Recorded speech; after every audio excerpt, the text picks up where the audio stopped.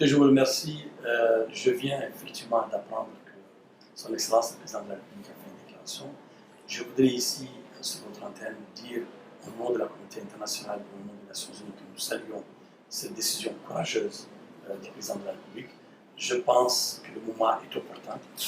Je dois dire que la situation est critique aujourd'hui en Guinée parce que nous sommes arrivés à une phase extrêmement importante de la lutte. Vous savez, la Guinée a fait déjà d'énormes efforts. Il y a eu des résultats très positifs. Mais malheureusement, nous arrivons au moment le plus critique. C'est-à-dire que nous arrivons à la dernière phase de la lutte contre l'État. Et surtout que, comme vous l'avez dit, nous arrivons à la ceinture de la ville de Conakry, dans les endroits urbains, où souvent la lutte est la plus difficile contre une épidémie.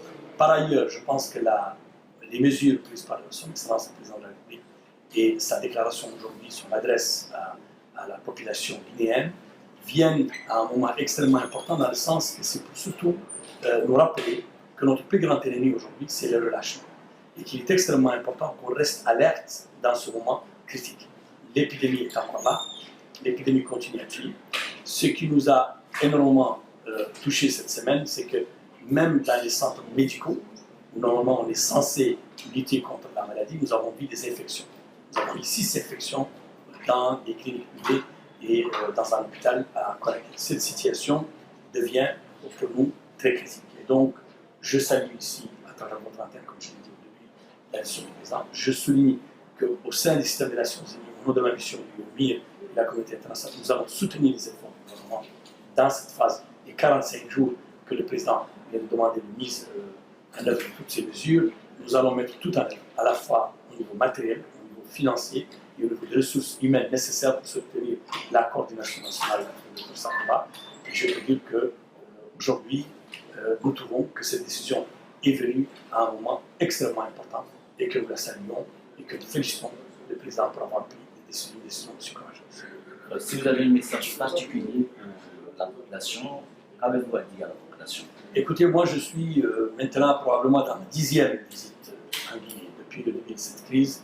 Depuis que j'ai pris fonction, je focalise beaucoup d'efforts sur les 3 pays, mais je suis venu plusieurs fois en Guinée.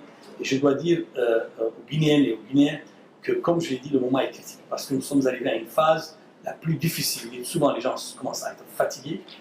Le relâchement commence à atteindre les gens. Et on a l'impression qu'on a réalisé ce qu'il fallait réaliser. En réalité, Ebola n'est pas une maladie avec laquelle on peut vivre. Même avec un seul cas, on peut continuer à avoir des infections. On a réalisé des résultats positifs.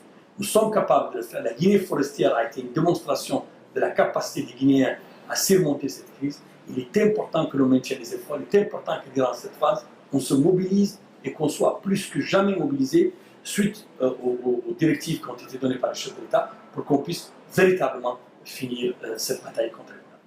Je vous remercie. Merci.